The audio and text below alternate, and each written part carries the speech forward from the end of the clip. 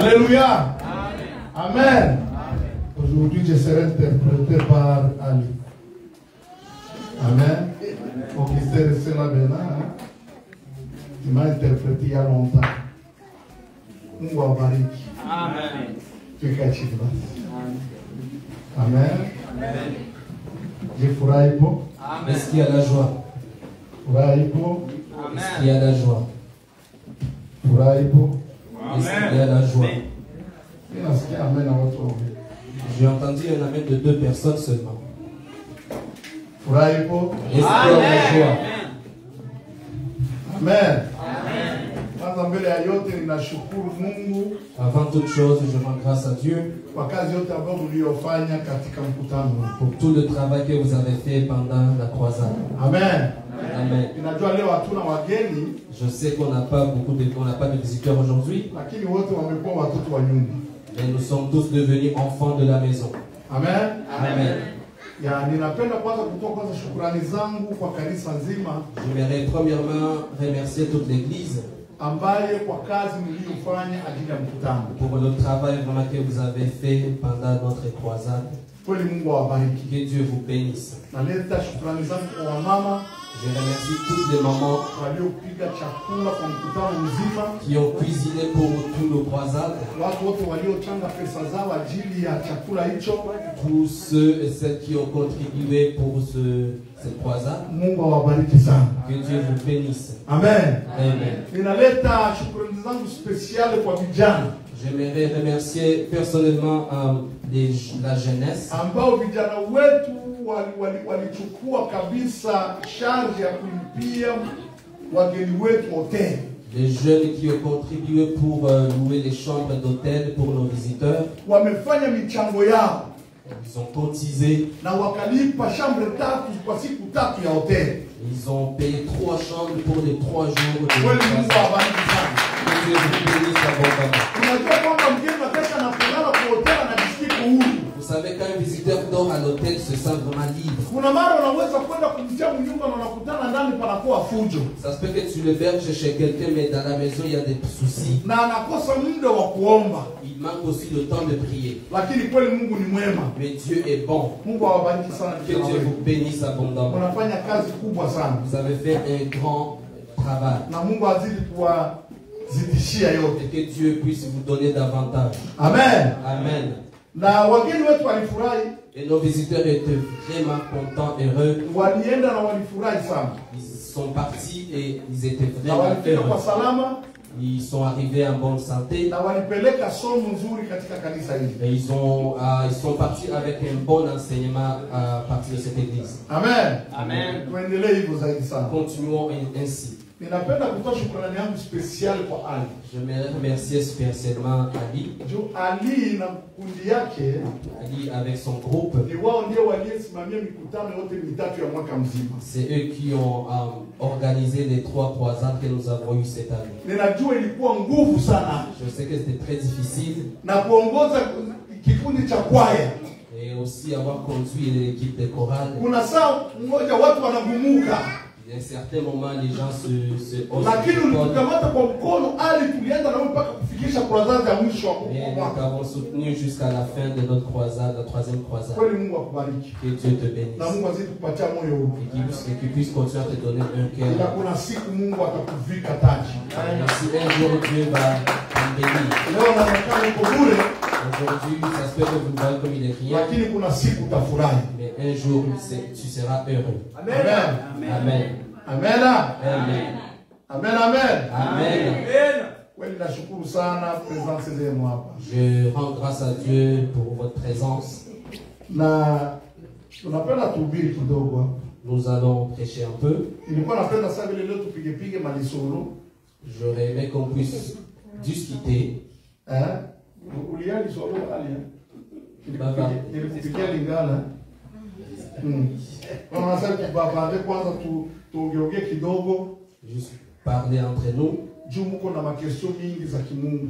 Je sais que vous avez beaucoup de questions spirituelles. Na hapa tuko na watumishi wa Mungu ni wako wengi sana. Et nous avons beaucoup de serviteurs de Dieu qui peuvent répondre à ces questions. Amen. Unajua siku za mwisho elimu inakuwa mingi.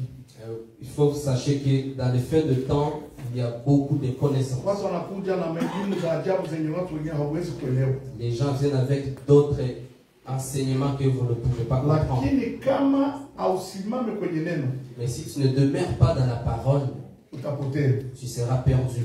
Lakini kumbe shika kile ulicho nacho. Donc tiens fermement ce que tu as Basi je mtu asije akakinyang'anya. et que personne ne le prenne. Amen. Amen. Tutasimama tusome neno letu Nous leo. allons nous lever et lire. Tutasoma katika kitabu cha Waamuzi, Nous allons lire dans le livre de Juges, sura yake ya 7, Juges 7, mstari wa 13 na 15. Juges 7, 13 jusqu'à 15. Msomaji anaweza kusomea.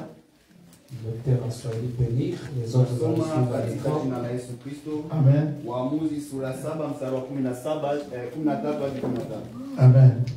Hata Gideoni alipofika, tazama, palikuwa na mtu mmoja aliyekuwa akimhadithia mwenzie ndoto, akasema, tazama, naliota ndoto, na tazama, mkate wa shairi ulianguka katika kambi ya Wamidiani, ukafika hata hema moja, ukaipiga hata ikaanguka, nao wakaipindua hata ikalala chini.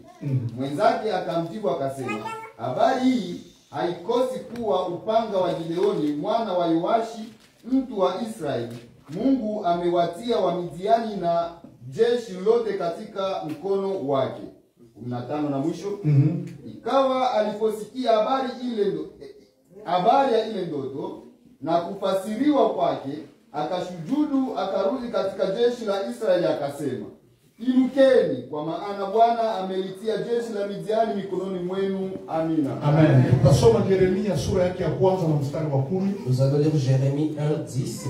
Yeremia 1:10, maandiko anasema kwamba angalia, nimekuweka leo juu ya mataifa na juu ya falme, ili kung'oa na kubomoa na kuharibu na kuangamiza, ili kujenga na kupanda. Amina. Amen. Tutasoma waraka wa Yohana Nous allons lire les épîtres de Jean 1. sura yake ya 3 na mstari wa 8. Jean 1, 3 jusqu'à 8. Barua ya kwanza Yohana sura 3 mstari wa 8.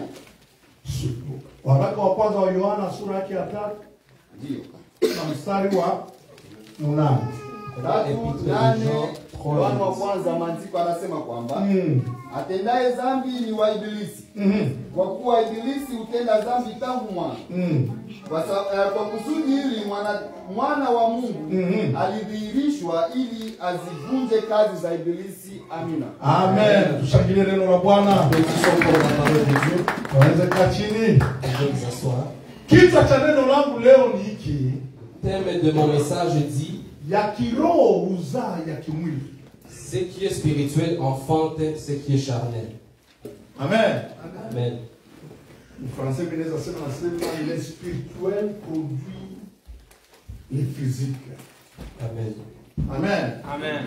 Ya kiroho Le spirituel huzaa ya kimwili. produit le physique. Sikiliza kwanza, napenda niseme na kanisa kidogo. Je vais parler avec l'église. Katika kitabu cha Yakobo, Dans le livre de Jacques, sura yake ya 5 na mstari wa 13. 5 et 13, Inasema hivi, la Bible nous dit, wakati unapokuwa na shida, quand tu as des soucis, umuombe Mungu. prie Dieu. Na wakati unapokuwa Et quand tu es na furaha, heureux, quand tu as la joie, umwimbie Mungu. loue le Seigneur. Amen. Amen. Kanisa Église, inakuwa inaonekana iko sababu niko naishi magumu kila siku. il se trouve qu'on dirait nous vivons toujours dans les difficultés. Kanisa ipachukua ionyeshe sura ya magumu. Pourtant, l'église ne devrait pas démontrer la face de difficulté. Kanisa inapaswa kuonyesha sura ya tabasamu. L'église devait démontrer la joie. Kwa kuwa sisi tunaye yule ambaye tunamwabudu aliyeshinda yote. Puisque nous avons celui qu'on adore qui a tout surmonté. Lakini ukitizama kanisa ni watu ndani ya kanisa. Mais quand tu regardes les gens qui sont dans l'église, Watu wote wanaonesha shida. les gens sont malheureux. Watu wote wanaonesha kama vile tuko delese. Les gens, on nous voit comme si nous sommes délaissés. Hapana. Ce n'est pas vrai. Acheni niwaambie mnitizame vizuri. Regardez-moi, je vais vous dire ceci. Wanawake wa Yerusalemu Les filles de Jérusalem, wakati waliposikia Daudi ameshinda Goliathi, quand ils ont entendu que David a vaincu Goliath, Biblia inasema hivi, la Bible nous dit, wale wanawake walisahau hata magumu yenye walikuwa nayo, ces filles ont oublié leurs soucis na walisimama kwa shangwe et se sont levées na avec kuanza joie. kuimba Ils ont commencé à na chanter kucheza. et danser. Sasa sisi Mais nous, wanawake wa Yerusalemu leo ni kanisa. les filles de Jérusalem, c'est l'église. Wakati tunapojua kwamba Yesu Kristo alishinda yote, Quand nous savons que Jésus-Christ a tout vaincu, tunapokuja hapa kanisani quand nous venons à l'église, ndio na furaha venons avec juu joie, Yesu alishinda. puisque Jésus-Christ est Bwana Yesu vainqueur. asifiwe. Amen. Wale wanawake wa Yerusalemu Ces filles de Jérusalem, wakati Daudi alienda kupigana na Goliathi, quand David est parti combattre Goliath, unajua Goliathi alikuwa mtu wa nguvu vous sana, savez, Goliath était un vaillant géant force. na walikuwa naona hivi, walikosa espoir. Et l'Israël n'avait point d'espoir. Wale wanawake walikuwa na mashida mingi, Ces filles avaient beaucoup de problèmes. hawakukuwa na amani. Elles n'avaient pas de paix. Juu kila saa Wafilistini walikuja kuja kuwanyanyasa, À chaque fois, les Philistins venaient de tourmenter. lakini wakati waliposikia ndani Daudi amempiga Goliathi, Quand elles ont entendu que David a vaincu Goliath, wanawake wa Yerusalemu wa les Israeli filles de walisimama, Jérusalem se sont levées. wakaanza kuimba, Elles ont commencé à chanter. wakacheza, Elles ont dansé, kwa kuwa waliona ushindi. puisqu'elles ont vu une Wale victoire. wanawake leo ni kanisa, Ces filles aujourd'hui sont ambapo comparées à kanisa l'église. hata huko na magumu, L'église, même si tu as hata des huko problèmes, unatembea mshida, même si tu marches avec des kwa kuwa problèmes, Yesu alisema yote yamekwisha. puisque Jésus-Christ a dit tout est accompli. Alitundika yale magumu yako msalabani, Il a pris tes difficultés sur la alitundika croix. yale magonjwa yako Il a msalabani. pris tes maladies sur la croix. Wakati unapokuja kanisani, Quand tu viens à l'église, unakuja na tu matumaini, viens avec un espoir. unasema alishakashinda. Tu dis, lui, il a déjà vaincu. Kama leo mimi ninaishi, Si je vis aujourd'hui, nijue Yesu c'est alishakashinda. parce que Jésus-Christ a vaincu. Sina franga mkongo, Je n'ai pas d'argent dans mon compte. niko na deni kwa Quebec, J'ai des dettes d'hydrogène. fone yangu imefungiwa, Le compte est bloqué. haitanizuia mimi kufurahi. Cela ne va pas empêcher ma joie. Aliyenifanya mimi nifurahi Parce que celui qui a fait ma joie, alishinda deni ya il Hydro-Québec, a déjà vaincu la alishinda dette. deni ya Il telefone. a déjà vaincu la dette de téléphone. Labda mnadhania Yesu tu anasema alikukomboa kwenye dhambi tu, Vous croyez que Jésus-Christ nous a sauvés du péché seulement? alikukomboa hata kwenye madeni. Aussi avec les dettes. Il a libéré Ulikuwa aussi wakati les dettes. aliposema ninakuja kutangaza mwaka wa uhuru, Quand il est venu dire je vais annoncer une année de ule mwaka wa liberté, uhuru ulikuwa wa kusema yaani na madeni yote yameisha. c'était pour dire même nos dettes sont effacées. Shida unaopita leo Le problème qu'avec haitabakia ne permanent. sera pas toujours Juu permanent. Mungu wetu Yesu Puisque ni Jésus-Christ, yeye anayekuleta unaweza raulika na anapandisha c'est lui juu. qui prend le méprisé, l'élève un rang élevé. Kanisa, Église, tuwe na furaha, soyons dans la joie. tuwe na furaha. Soyons dans Ndio l'allégresse. maana Daudi alisema, C'est pour ça que David a dit, nilifurahi j'étais content. Et wakati waliponiambia quand on m'a dit, twende nyumbani kwa Bwana. allons dans la maison de notre Kwa Père. kuwa ni hapa ambapo napata furaha. Puisque c'est là où est ma joie. Hakuna problemu ninazidi Mungu.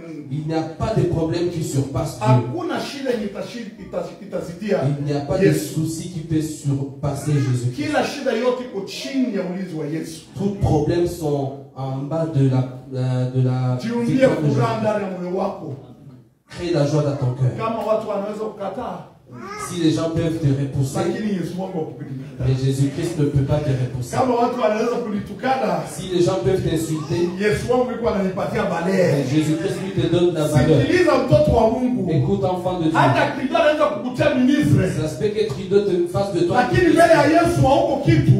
Mais si à Jésus-Christ, Ni bure. est-ce que tu n'es rien, c'est rien du tout. Ni bure. C'est rien. Hata mtu anaweza kuwa na milioni, Même si tu aurais des lakini millions, analala bila kuomba, mais si tu dors sans ni prier, bure. c'est rien. Wewe uko na valeur. Tu as la valeur, Juu Bwana alikupigania vita. puisque le Dieu a combattu pour toi. Ninakuja kwako kanisa kuambia Je vais te dire ceci, Église. Mungu akukusahau. Dieu ne t'a pas oublié. Mungu anakusikia. Dieu t'entend. Amen. Usije na moyo wa kuvunjika. Ne venez pas ici avec un cœur décourageux. Usije na mawazo mengi. Ne venez pas avec beaucoup de soucis. Lakini ninakuambia ninakuletea neno la uzima. Mais je vais vous donner une parole vivante. Neno la uzima ambalo litakaosimamisha roho yako isimame, esprit yako. La parole qui va garder ton esprit éveillé. Amen. Amen. Leo tumesema neno letu la leo ni ya kiroho za kimwili. Nous avons dit que le spirituel produit le physique. Ninapenda mnitizame vizuri ajili leo Je veux que vous me regardiez attentivement car je sais vous serez bénis. Ya kiroho za kimwili. Le spirituel produit le physique. Na hapa mlisikia habari ya Gideoni. Vous avez entendu l'histoire de Gédéon. Gédéon alikuwa ni Mwisraeli. C'était un Israélite. Ambapo Wamidiani walikuwa wakinyanyasa Gideoni, wakinyanyasa wana wa Israeli sana. Les Madians menaçaient beaucoup Gédéon. Mnajua Wamidiani walikuwa wananyanyasa je? Vous savez comment les Madians menaçaient Gédéon? Wakati wana wa Israeli wanapolima shamba zao, quand les Israélites cultivaient leurs champs, wanalima shamba, mnajua wakulima wanajua hii siri ya kulima. Vous savez ceux qui font l'agriculture connaissent vraiment leur travail. Wanalima shamba muda wa miezi 6. Ils cultivent leurs champs pendant 6 mois. Ils commencent à préparer bien le terrain. Les semences commencent à pousser. Pendant tout ce temps-là, continuent à cultiver. Et quand les semences commencent à porter de fruits, quand il reste seulement 2 ou 3 jours avant la récolte, les Madians arrivent. Les Madians arrivent pour tout récolter. Regarde tout le travail qu'ils ont fait. Ils travaillent jour et nuit et tu vois, on prend tout ce qu'ils ont, tout leur récolte. Enfant de Dieu, je vais te dire ceci. Il y a une parenthèse que je vais ouvrir et fermer rapidement.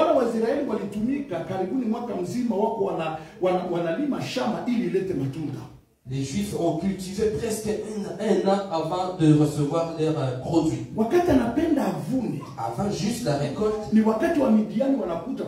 c'est ce moment-là que les Madians arrivent pour attaquer. Ils prennent toute la récolte. Ils ne vont pas seulement récolter. Ils viennent, ils détruisent même les champs au complet. Il y a des gens qui sont ainsi dans la vie. Il y a une personne qui travaille, mais son argent ne fait rien du tout. Je travaille vraiment. Je reçois la paix, mais l'argent disparaît. Il y a des gens qui vivent toujours dans l'esclavagisme, qui vivent dans la servitude. Dans la servitude. Tu vois, tu travailles, mais tu ne progresses jamais. Tu travailles, mais tu ne progresses pas. Tu vois les autres, ils viennent, ils montent. Toi, tu restes toujours. Ils arrivent, ils progressent. Et toi, tu restes au même niveau. Pourquoi? Tu es dans la servitude. C'est ainsi que les Israélites, ils cultivent leurs champs. Avant la récolte, les Madians arrivent. Ils volent tout. Et que Dieu puisse te libérer de cette servitude. Ça se fait que tu sens que tu es vivant, mais tu vis dans la servitude. Pourquoi eux font ceci? Pourquoi moi je ne peux pas produire la même chose? Puisque l'esprit de servitude, c'est comme un corps. Si tu veux savoir si tu es dans la servitude, si tu veux savoir comment Satan t'enferme, tu as toujours des explications, des excuses sur ta vie. Si on te pose la question, il n'y a aucun problème. Tu ne mens à personne, mais tu te mens à toi-même. Puisque tu as l'esprit de servitude. Les gens viennent à l'Occident, les autres progressent. Mais toi, tu restes au même niveau. Tu vois, quelqu'un arrive te dit,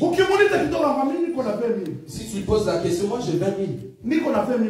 J'ai 20 000 dans mon compte. Mais il n'a pas ce 20 000 $. Il a juste dit, puisqu'il vit dans l'esprit de servitude, tout ce qu'il fait comme travail, il n'y arrive pas à la fin. Les Israélites, ils étaient ainsi. À chaque fois avant la récolte, les Mendiens arrivent, ils volent tout. Ils restent toujours avec rien du tout. Un jour, Jésus-Christ, Dieu a parlé à Gédéon. Gédéon, vous avez beaucoup de personnes. Et je sais qu'à travers toutes ces personnes, vous pouvez vaincre les Mendiens. Notre thème aujourd'hui, c'est le spirituel produit le physique. Suivez-moi très bien. Je vais vous amener quelque part. Dieu dit à Gédéon, vous avez beaucoup de personnes qui peuvent résoudre ce problème. Va rassembler les personnes, ceux qui peuvent aller combattre. Et je mettrai ma main sur vous et vous allez vaincre. Ça fait longtemps que vous souffrez. Les Mendiens arrivent dans vos vies. Je te parle. Les Mendiens arrivent dans ta vie. Tu veux faire une chose pour progresser. Mais tu ne progresses pas. Mais tu vois, tu fais ceci. Il y a un fils qui m'a dit, pasteur, parce que quand je travaille, je reçois l'argent. Mais à chaque fois, l'argent arrive. Ou quand j'arrive à 2 000 ou 3 000 $, il y a des problèmes qui arrivent à la maison. Tel est malade. Ma tante est aussi ainsi. L'argent commence à sortir. L'argent sort. Je vais vous dire. Il y a une chose que tu peux voir comme s'il est en train d'aider les autres. Mais pendant ce problème, pendant cette aide, il y a Satan. Satan qui fait juste empêcher le problème. Toi, tu aides ta tante, tu aides ton prochain. Ce n'est pas mauvais aider les autres.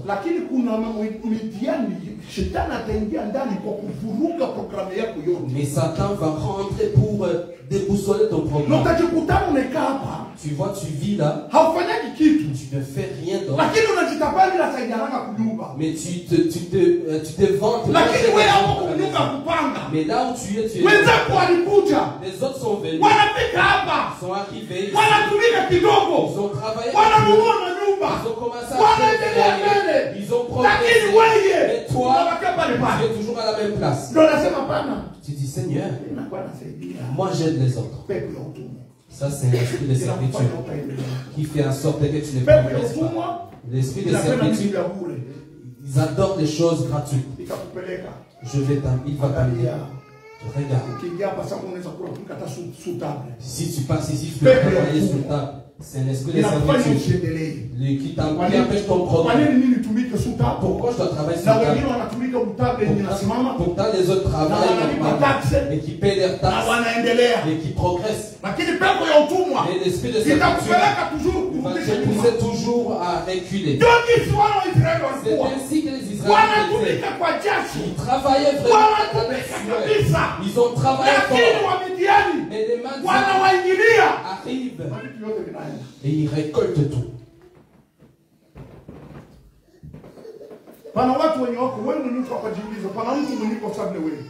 Pose-toi la question, ça se fait qu'il y a une personne qui est comme toi. Telle personne aussi est venue de l'Afrique, de Nyarugusu. Mais cette personne a progressé. Mais le problème avec l'esprit de servitude, il va te pousser à te comparer à tous ceux qui ont reculé. Mais tu ne vas jamais te comparer à celui qui a progressé. Et regarde, elle aussi est ainsi. Amen. Amen.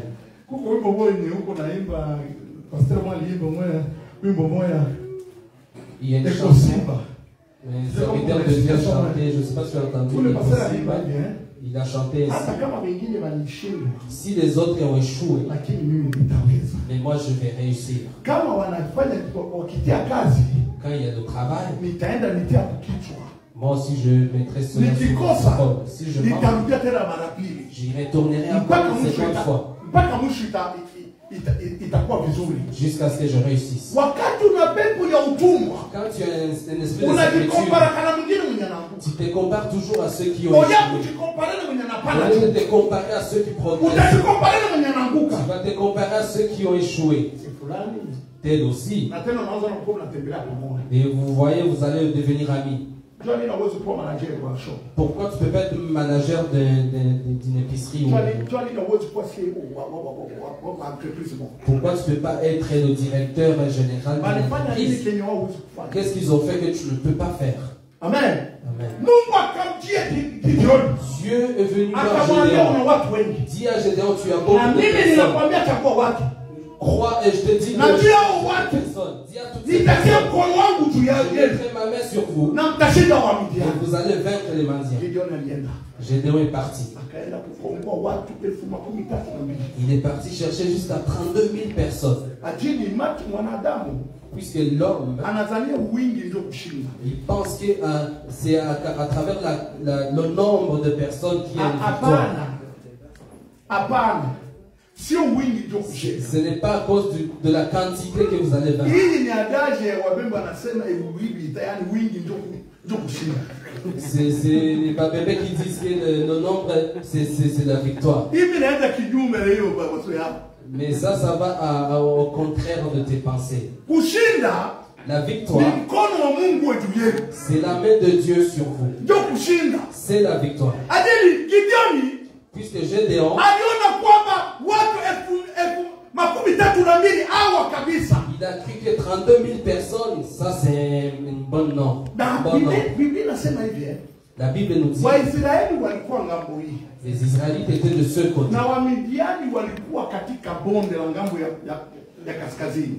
Et aussi les Madians étaient dans la vallée de l'ouest. Unasikia? Sasa wale Wamidiani Donc les Biblia Madians, inasema walikuwa wengi kama vile siafu. ils étaient nombreux comme des fourmis. Walikuwa souterrain ndio nini? Souterrain ndio nini? Souterrain ndio panzi Maki panzi ndio kwa nini kuzidia siafu? Souterrain ba. Ils étaient nombreux comme des souterrains. Walikuwa wengi kama vile panzi. Ils étaient nombreux comme des souterrains. Walikuwa wamejaa bonde nzima. Ils étaient remplis toute la vallée. Na machevale zao Avec beaucoup de chevaux. walikuwa wengi. Ils étaient nombreux. Sasa yeye Gideoni nako anapana hata mimi ndio nichague 12,000. Gédéon aussi a dit, moi aussi, il faut choisir au moins 32 000 personnes. Mungu akamwambia Gideoni, Dieu dit à Gédéon, wale ulichagua watu wengi. tu as choisi beaucoup de Sio personnes. wengi ndio kushinda. Ce n'est pas la quantité qui produit la Lakini kidogo victoire. vile yenye mnaelewana. Mais si tu prends ceux Wale avec wenye qui vous wako comprenez, na juhudi ceux qui ont vraiment cette volonté, ndio wanaotakika. c'est ceux-là dont j'ai Na besoin. ndani ya kanisa Et dans l'église, wengi haisemi kitu. la quantité ne signifie Lakini rien. ndani ya kanisa Dans l'église, tunaomba wale wanaokubali neno. nous avons besoin de ceux qui croient dans la Wale parole. wanaojua kwamba mimi ninamtumikia Yesu Kristo. Ceux qui savent, qui servent Dieu Kwa hiari, par avec kwa hiari, volonté. kwa hiari. Avec Ndio volonté. wale Yesu Kristo atakuja kuchukua. C'est ceux-là que Jésus-Christ Sio wale va chercher. wanaosukumwa. Ce n'est pas ceux Ni qui wale se wanaojipeleka. C'est ceux qui vont Wanaofanya faire nitafanya hivi ajili ya Bwana. ceux qui se poussent Wale à Yesu- faire ceci pour Ni moi. wale Yesu atakuja C'est kuchukua. ceux-là que Jésus-Christ viendra Mungu chercher. akamwambia Gideoni, Dieu dit à Gédéon, 32,000 32 000 personnes, wako wengi. c'est beaucoup trop. Sikiliza uende kwa wale watu. Va voir ces Ambia personnes. wale watu hivi. Dis-leur. Wale watu wenye wanasikia uoga wa kwenda vitani waende ngamo. Tous ceux qui ont peur d'aller au combat, allez-y à droite. Enge. Aie pitié. 12,000. 32 000. 12,000. 32 000. 32 000 personnes. Et 22 000 personnes. Wakaenda ngamo mimi sitaenda kufa. Les 22 000 personnes, ils ont eu peur, ils se sont mis à côté. Haleluya. Kumbe mnaweza kuwa mko wengi wengine wako na mwezi. Ça se peut que vous soyez nombreux, mais la majorité ne sont pas avec. Mnaweza kuwa mko wengi ndani ya Ça kanisa. se peut que vous soyez nombreux dans Lakini l'église. wengine ni magungu tu. Mais les autres, ce sont vraiment Wanakuja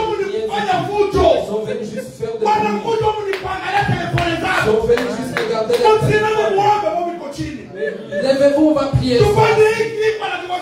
Faisons ceci et dépasser son cœur. Dieu dit à Gédéon, dis-leur ainsi. Ceux qui ne veulent pas vraiment partir, allez-y à côté. Sur 32 000, les 22 sont sortis.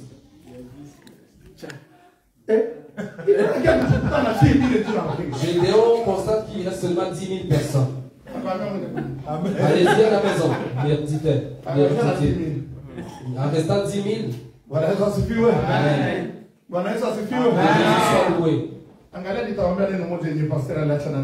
Je vais vous dire ce que le pasteur m'a dit. Quand tu viens à l'église, viens pour écouter la parole de Dieu. Ne viens pas faire le bruit. Quand un visiteur arrive quelque part, il vient prêcher et aussi regarder comment les autres font. Ils ne vont pas dire que le pasteur n'est pas. Mais parmi les chrétiens, parmi les fidèles, il y a ceux qu'on peut constater qui ne sont pas dignes. Vous savez, quand il prêchait,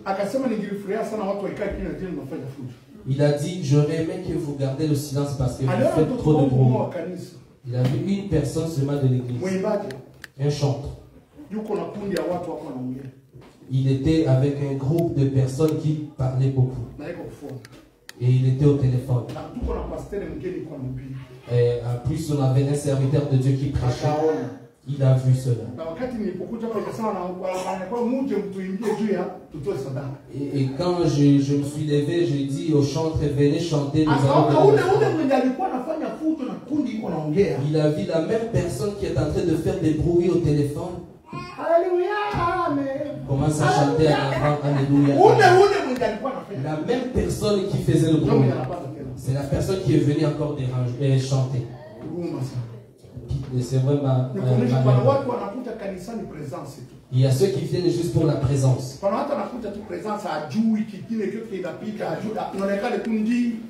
Il y a ceux qui viennent seulement pour la présence, mais ne savent rien du tout de ce qui se passe.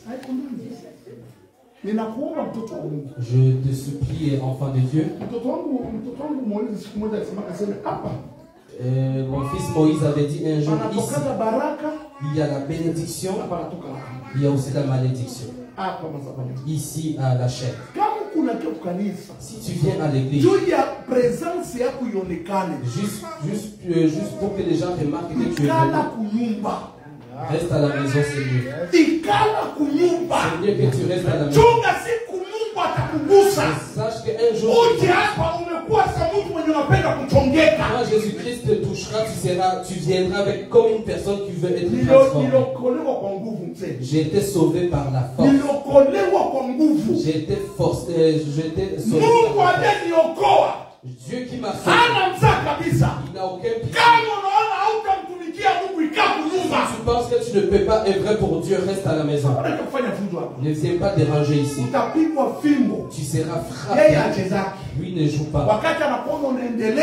Quand il voit ton progrès,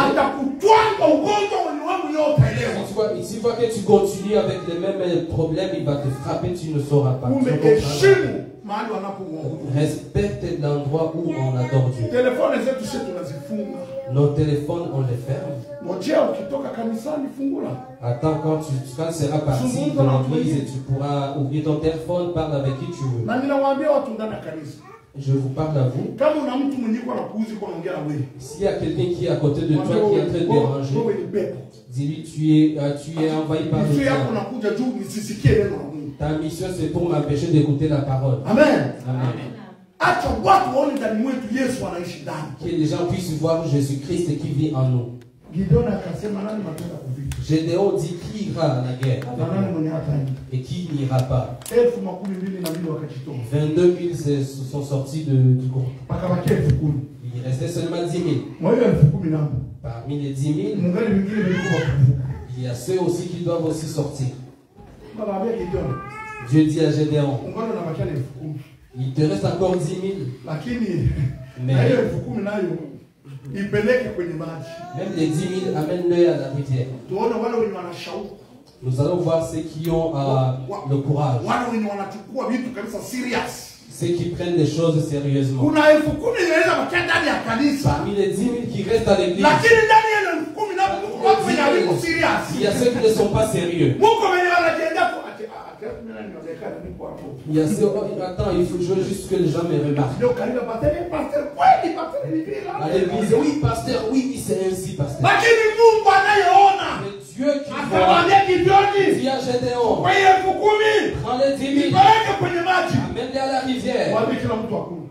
Dis à tout le monde de boire. Je vais te dire. Il y a ceux qui sont arrivés à la rivière. Ça c'est moi qui dis. Ils ont cru qu'en les amenant à la rivière, c'est pour faire l'entraînement. C'est pour l'entraînement, tu ne prendras pas de l'eau sans avoir soif. Après avoir fait des entraînements, c'est le moment où tu veux pas. Dieu dit à Gédéon, amène-le à la rivière. Amène-les à la rivière. Gédéon leur dit, buvez de l'eau.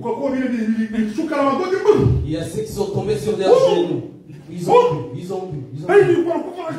bu parce qu'ils avaient soif. Les autres, ils prenaient avec qui prenaient, qui lavaient comme un chien. Juste un peu d'eau. Ceux qui boivent comme le chien, mettez-le de côté.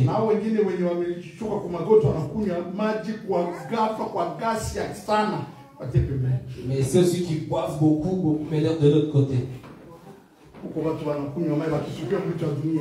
Il y a ceux quand on les jette dans les choses du monde. Une personne qui est dans l'église, tu vas voir, c'est les 10 000 qui restent. Quand ils entendent l'histoire dont les autres parlent, ils oublient même la parole de Dieu. Quand ils rentrent dans les choses du monde, ils y rentrent. Quand ils vont dans les fêtes, tu les vois dans les musiques du monde. Les mêmes ils sont rentrés. Ils ne savent même pas pourquoi ils sont restés. Dieu dit mettez-les de côté. Dieu dit à Gédéon, dis-leur, les 970, les 9700 qui puissent retourner à la maison. Les 300, ce sont les soldats. Alléluia. Amen. Les 300, ils se sont entraînés. Ils ont bu de l'eau. Ils avaient besoin de boire. Ils ont bu avec le. C'est ainsi dans l'église. Dieu mange, Dieu cherche des ceux qui refusent des choses du monde. J'aurais aimé moi aussi m'habiller comme ça. J'aurais aimé aussi marcher avec. J'aurais aimé être comme ça. Mais à cause de Jésus-Christ, j'accepte de faire souffrir mon corps. C'est ainsi que l'apôtre Paul a dit. Je traite durement mon corps. Je traite durement mon corps. Afin d'avoir le salut. Amen. Les 300 qui ont refusé, ils ont dit non. Je ne veux pas accepter ceci. Dieu dit à Gédéon, voilà, tu iras avec les 300. Écoutez, le thème de mon message, le spirituel produit le physique. Suivez-moi très bien, je vais vous amener quelque part. Gédéon avait 300 soldats qui sont partis combattre les Madiens. Dieu dit, ceux-là vont vaincre les Madiens. Les Madiens, ils étaient des mille et des mille. Gédéon se retrouve avec seulement 300 personnes. Dieu dit à Gédéon, écoutez-moi très bien. C'est le message d'aujourd'hui. Dieu dit à Gédéon, Gédéon va vers le camp de Madian. Si tu as peur, va avec ton serviteur. Allez-y la nuit pour espionner leur camp. Regardez-moi. Je vais avoir honte quand vous me fixez dans les yeux. Et les yeux d'un pasteur n'ont jamais honte. Même si vous me regarderez comment je n'aurai point honte. Amen. Dieu envoya Gédéon aller espionner leur camp. Pendant la nuit, Augustin, Gédéon a pris son serviteur. Allons visiter le camp de Madian. Rendu pendant qu'il allait,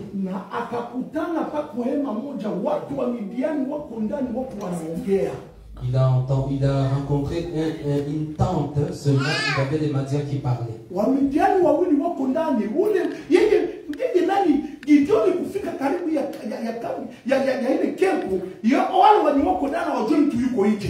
Les gens qui étaient dans cette tente ne savaient pas qui était dehors. Rendu dans leur camp, les deux Madians ont commencé à parler. J'ai rêvé. Il y a un de deux qui a dit, moi j'ai rêvé. Amen. Je veux dire ceci.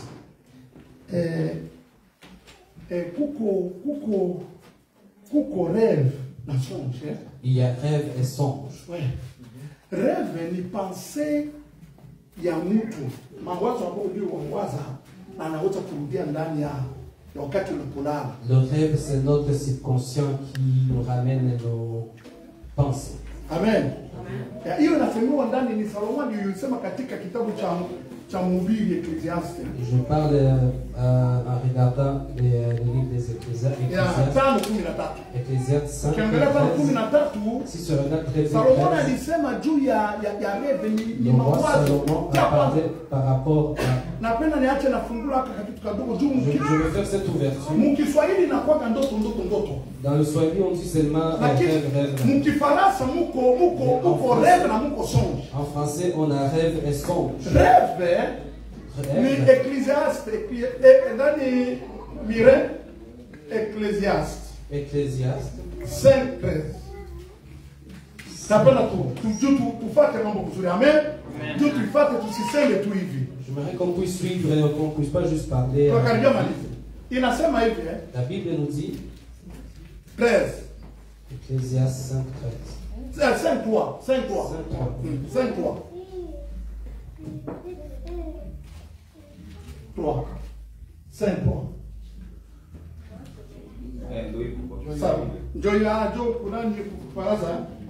Car si les songes naissent de multitude des occupations, la voix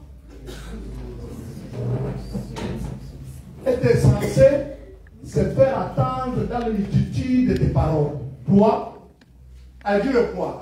Joyeux. Car si les songes naissent de multitude des occupations, la voix de l'essence se fait attendre dans la multitude des paroles. La Bible nous dit comment en Swahili. Kwa maana ndoto huja kwa sababu ya shughuli nyingi. Amen. Na sauti ya mpumbavu kwa njia ya wingi wa maneno. Amen. Sasa songe. Mais le songe. Songe ni kusema kwa Mungu anasema kwa mtu. Donc le songe c'est Dieu qui parle à quelqu'un. Hiyo inasemewa katika kitabu cha Hesabu. Vous allez voir dans le livre de Nombre. Kutile kwanza kitabu cha Hesabu. Le livre de Nombre. Sura yake ya 12 na mstari wa 6. Nombre. Hapana, maono ni vision. Maono ni vision. Maono ni vision. Oui. Yeah. Hii rêve na songe mkiswahili yote wanaita ndoto. Le rêve en Swahili c'est le même mot. Jozi na Zamiri.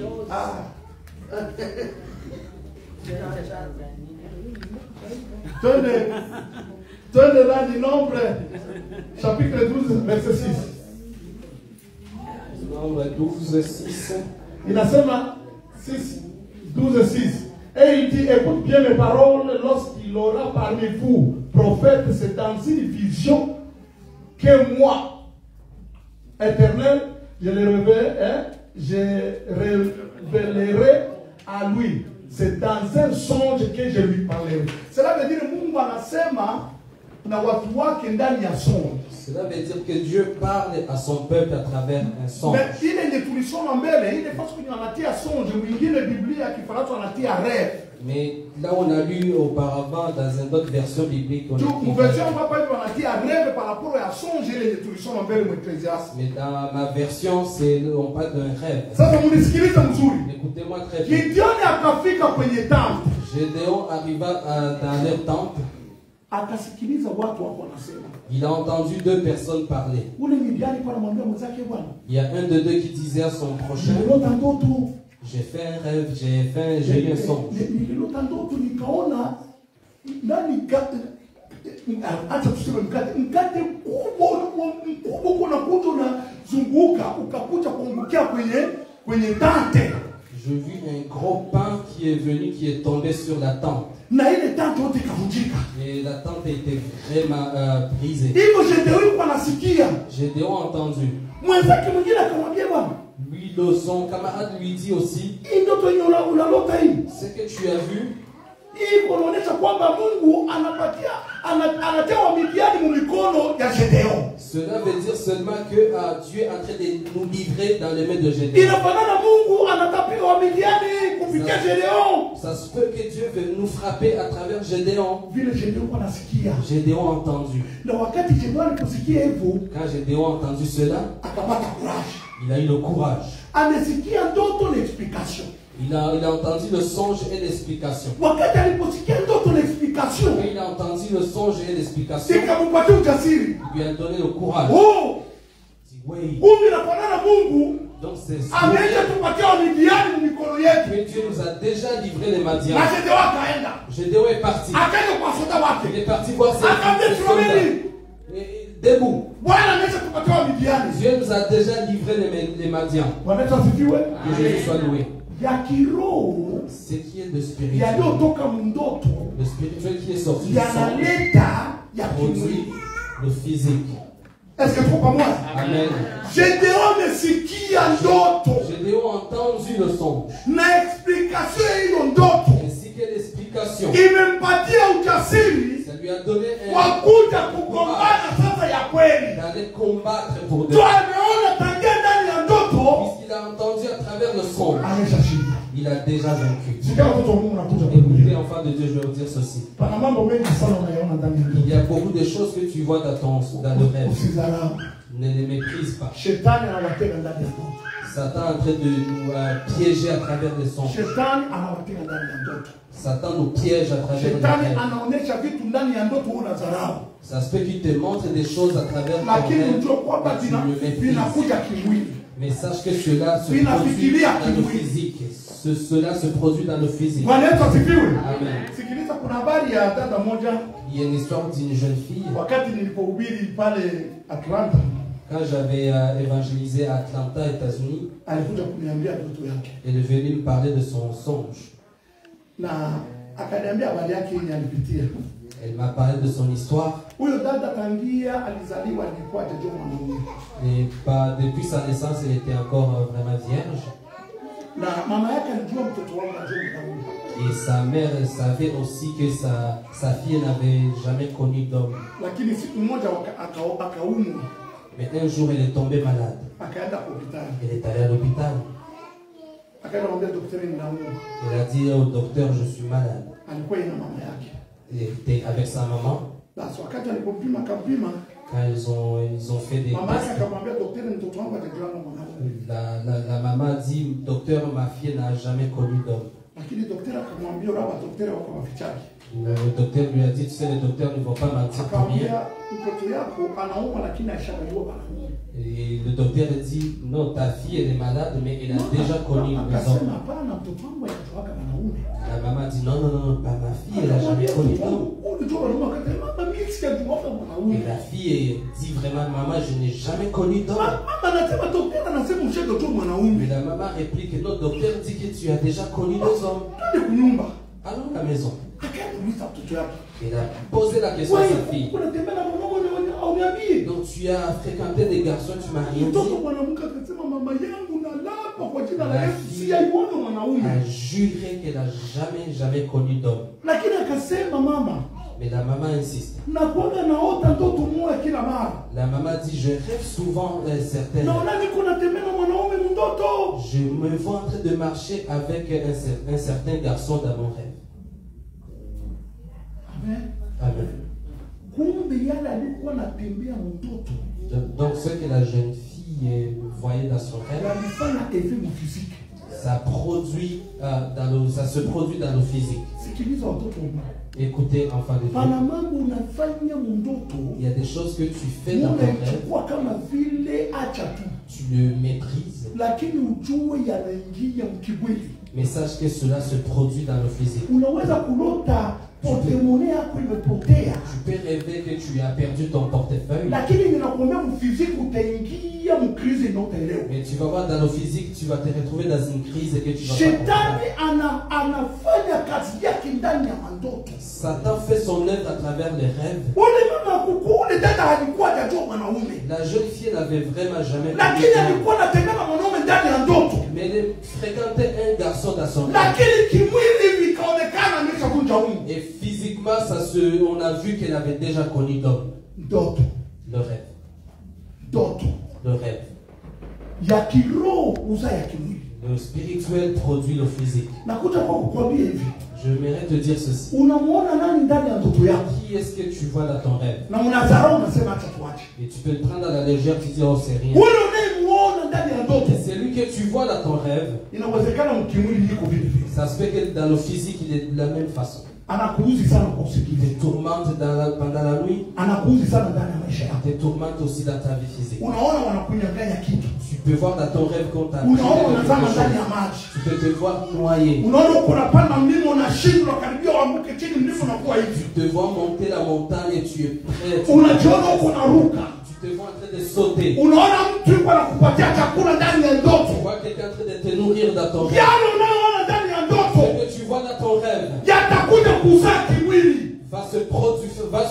va porter des fruits dans le physique. Qu'est-ce que tu vois dans ton rêve? Qu'est-ce que tu vois? Satan travaille à travers les sons. Beaucoup de personnes sont liées à cause de leur rêve. Sont liées. Tu rêves, mais tu ne sais pas. Si Gédéon n'avait pas entendu seulement ce rêve, s'il avait seulement entendu ce rêve, sans explication, il n'aurait pas eu la motivation. Quand tu as le rêve, tu reçois l'explication. C'est là où tu comprends ce qui est dans ta vie. Quel rêve tu reçois qui manque d'explication? Venez nous voir. Dieu va révéler l'explication.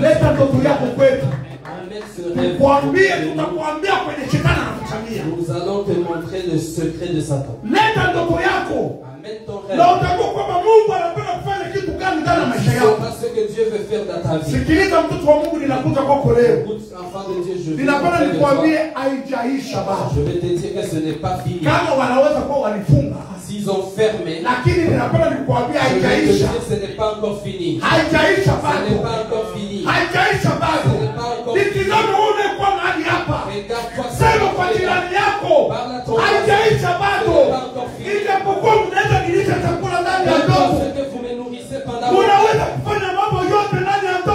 ce que tu fais dans ta vie, ce n'est pas encore fini. Je crois que Dieu fera des choses. Je vais te dire une histoire.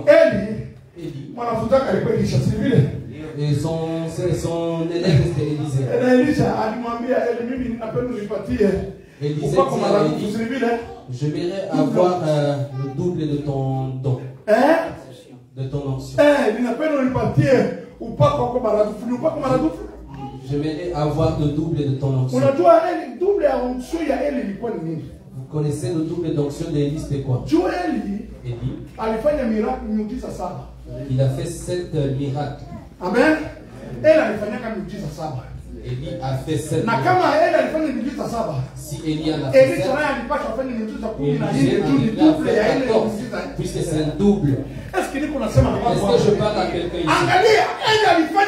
Élie a fait 7 miracles.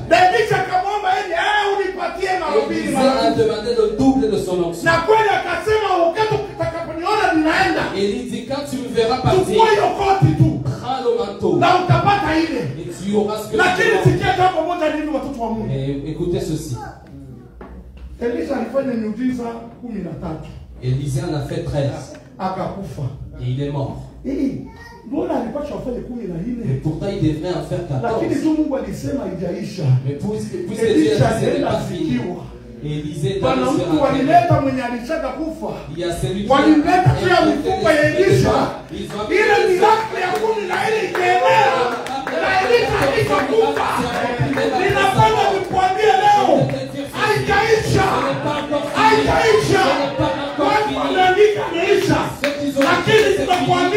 mais je te dis, même si je dors, les miracles se produiront. Les miracles se produiront. Quel rêve tu reçois là? Toi qui tourmentes l'enfant de quelqu'un. Il y a ceux qui viennent ici juste pour faire des choses incompréhensibles.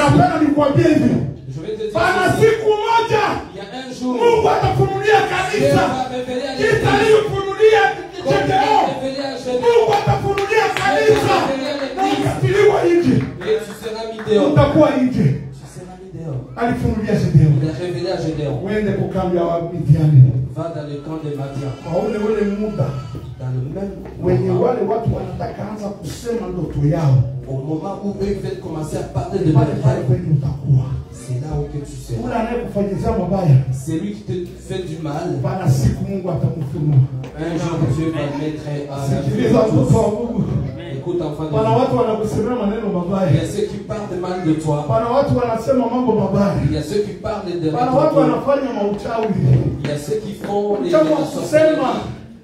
Par les paroles, par les pensées, planifie des mauvaises choses. Et je vais te dire, ici dans cette église, Dieu va ouvrir les yeux. Dieu va révéler ce qui est fermé à ce lieu. Ce n'est pas encore terminé. Puisque Dieu a dit dans le livre de Jérémie, 1er Jérémie 10, et regarde,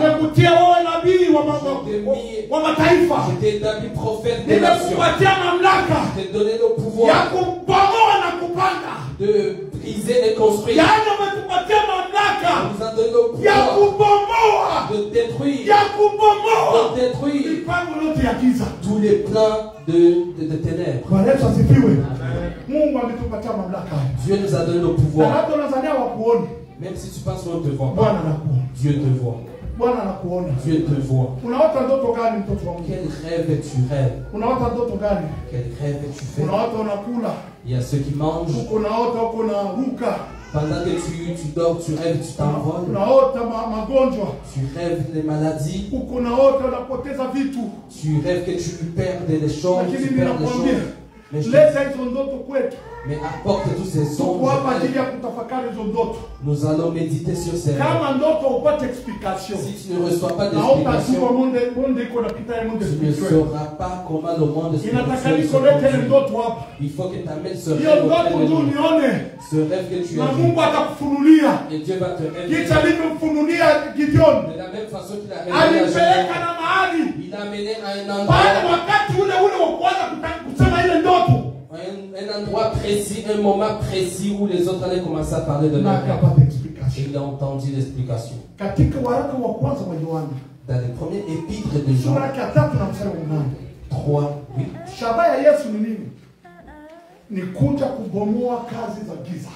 Le plan de Jésus, c'est pour détruire l'œuvre de ténèbres. C'est son travail. Il est venu détruire l'œuvre de ténèbres. Il est venu détruire le plan satanique.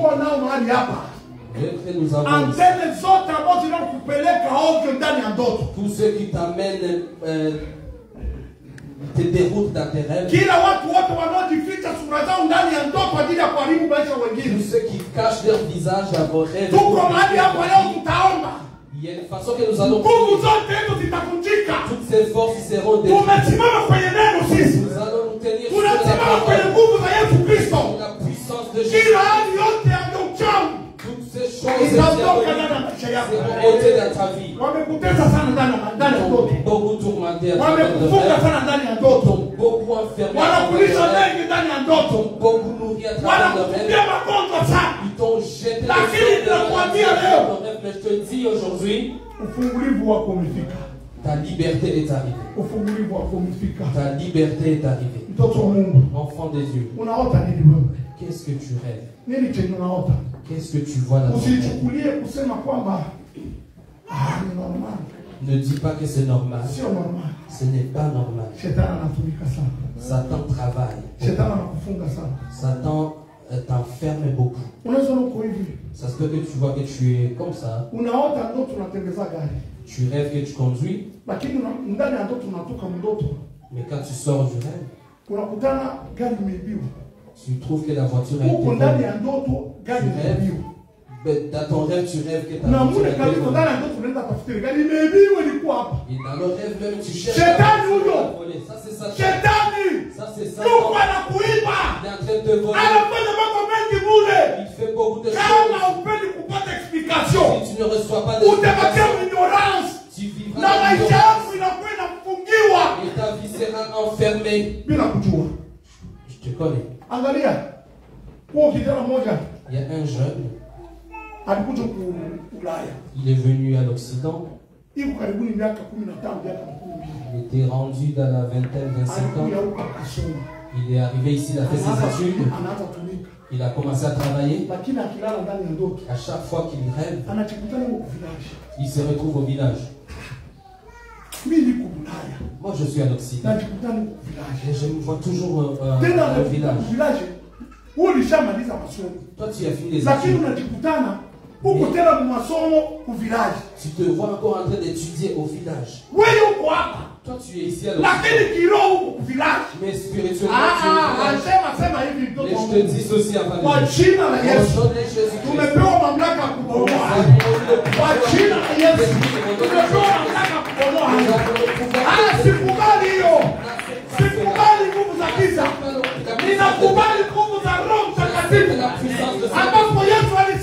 que Jésus-Christ a dit, tout est accompli. Tu rêves. Tu manques. Tu rêves. Tu te vois en train de connaître une femme. Tu rêves. Tu es avec un homme. Tu rêves. J'ai perdu quelque chose. Non.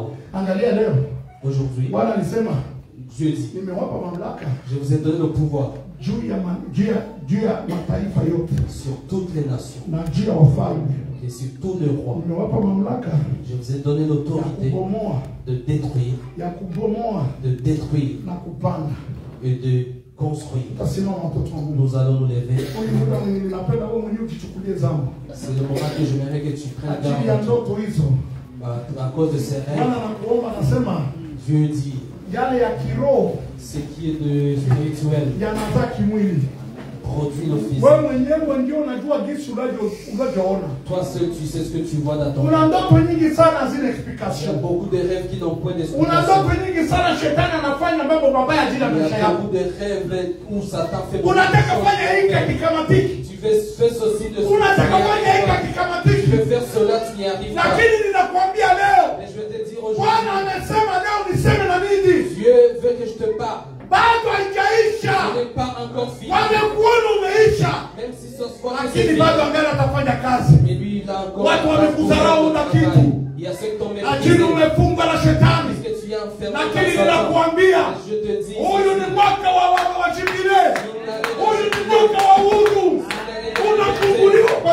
Yesu Kristo. Shetani anataka baba kafanya. Bwana ameshika kontrola maisha yako. Zile kamba uliofungwa. Sina katika kwa jina la Yesu Kristo. Bwana ulipozikiwa.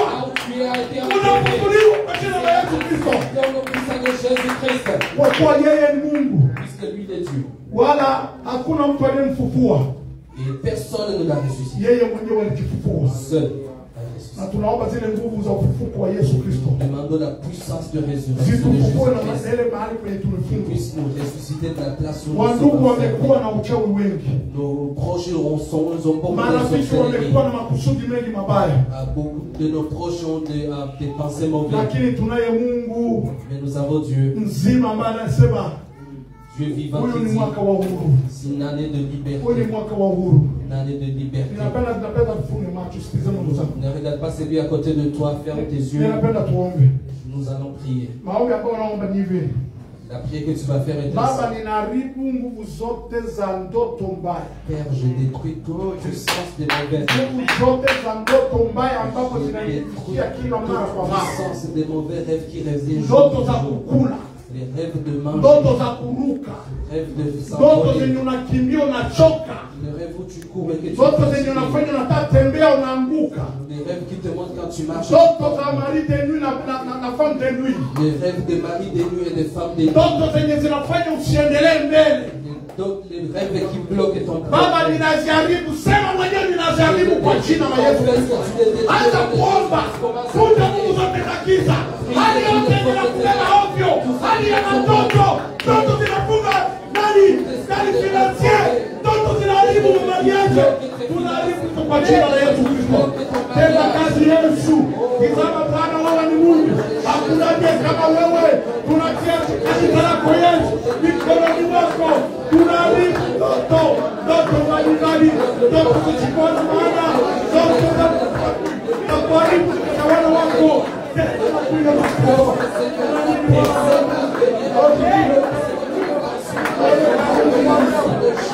Yesu,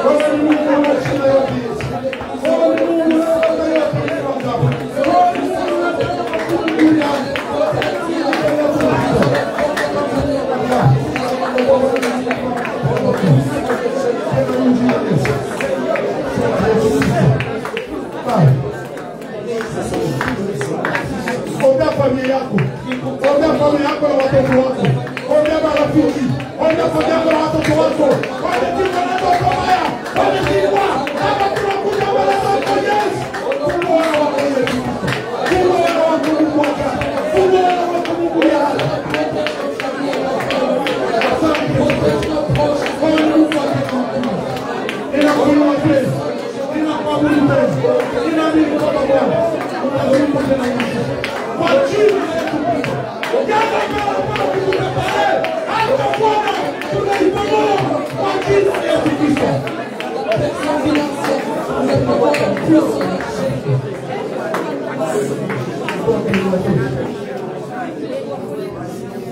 Baba, tunakushukuru tena kwa kuwa Bwana umefungua wana wako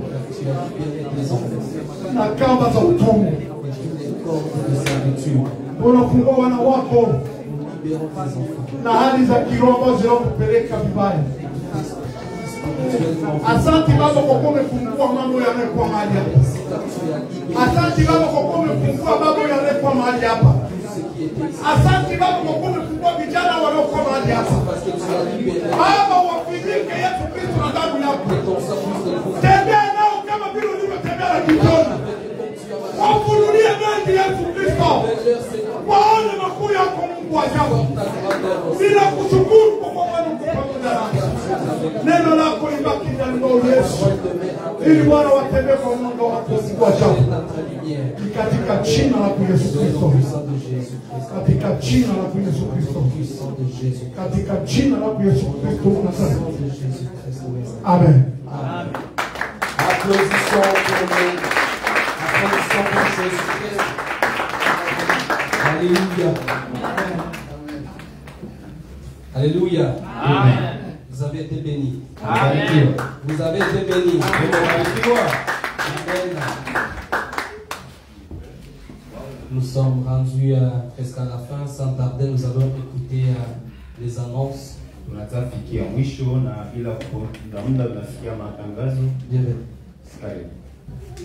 Alléluia. Amen. Alléluia. Amen. Alléluia. Amen.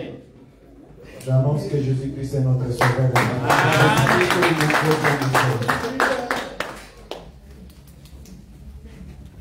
Peux-tu donner un petit témoignage? Inaweza toa ushuhuda kidogo? Amen. Amen. Donne-moi juste 2 minutes. Dakika mbili tunakuombea. La semaine dernière, j'ai eu un rêve, un songe. Wiki jana nimepata ndoto aisanjozi. J'ai participé à une fête où j'étais invité. Ambayo nilikwenda kushiriki kwenye tafrija niliyokwenda kualikwa. Et j'étais à côté